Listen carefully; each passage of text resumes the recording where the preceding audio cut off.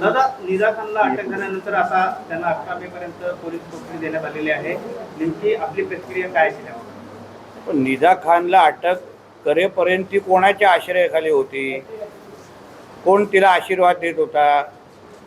ज्या निदा खानने कॉर्पोरेट जिहादच्या नावाने आपल्या या हिंदू राष्ट्राला इस्लाम राष्ट्र बनवण्यासाठी मनसुबे आखलेले, आमच्या असंख्य हिंदू माता भगिनींना तर धर्मांतर करण्यासाठी तिने पुढाकार घेतलेला, ती नेतृत्व करत होती, अशा निदा खानला अटक MIMच्या कॉर्पोरेटरच्या घरी केलेला आहे. तिला इम्तियाज जलीलचा आशीर्वाद होता म्हणून मी पहिल्या दिवसापासून बोलत होतो. आम्ही नेहमी हा विषय मांडतो की ही MIM नावाच्या हा जी काय राजकीय पक्ष आहे ती एक दहशतवादी संघटना आहे. PFI, ISI, अल-कायदा हे त्याच्यामध्ये आणि MIMमध्ये काहीच फरक नाही आहे. कारण का ते लोक पण जिहादच पसरवतात. ह्याच्या अगोदर पण मुंब्राची ती कॉर्पोरेटर, तिची पण पार्श्वभूमी कोणाला माहीत नाही म्हणून तिचं नगरसेवकचं पद गेलं. ती पण MIMचीच होती. आता हे पण MIMच्याच लोक ह्या जिहाद पसरवणाऱ्या लोकांना आशीर्वाद देत आहे. म्हणजे नेमकं तो राजकीय पक्ष विधायक आणि सामाजिक कामं करण्यासाठी आहे की जिहाद्यांना आश्रय देण्यासाठी आहे?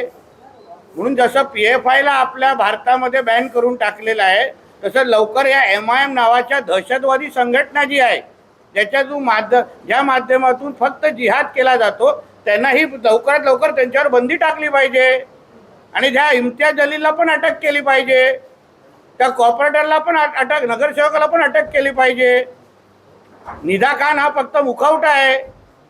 यांचे जे पाकिस्तानमध्ये बसलेले जे अब्बा आहेत ना, ज्यांचे हे MIM वाले आता नातेवाईक एक एक निघत आहेत, हिरवे साप, त्यांना पण पहिला अटक करा, त्यांची चौकशी करा. मग आपल्याला कळेल की ह्या देशामध्ये, या हिंदू राष्ट्रामध्ये गजवा हिंद कोण करू पाहतंय. दादा, इम्तियाज जलील यांनी दुपारी बोलताना सांगितलं की माझा त्याच्याशी काही संबंध नव्हता, परंतु जे कोणी आता आहेत ते चिटूक मिटूक पुढे बोलायला येत आहेत.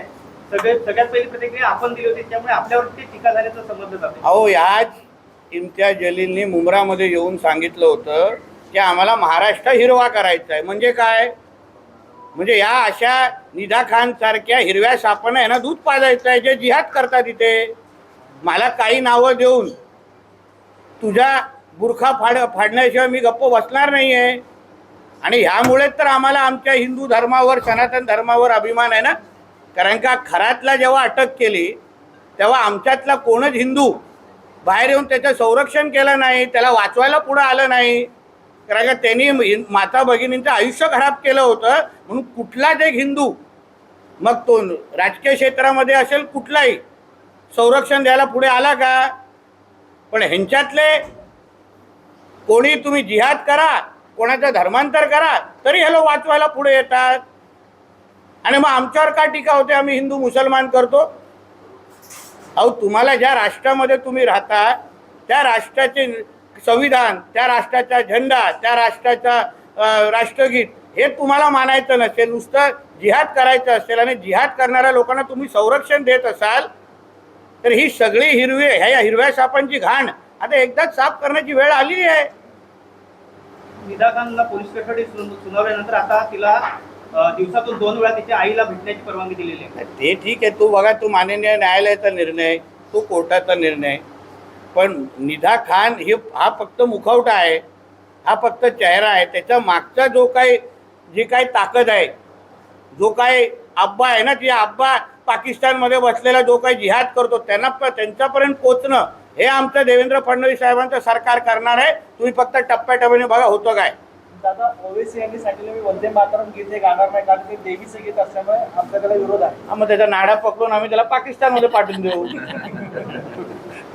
हे अशा हिरव्या सापांच्या आम्हाला काही गरज नाही आहे. वंदे मातरम हे आमचं राष्ट्रगीत आहे, देशाचं गीत आहे.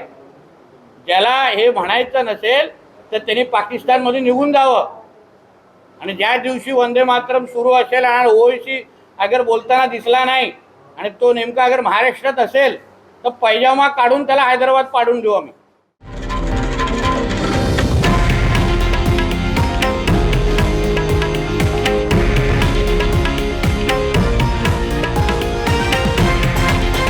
हे आहे देशातील नंबर 1 न्यूज नेटवर्क आणि आपण पाहत आहात TV9 मराठी, एकमेव.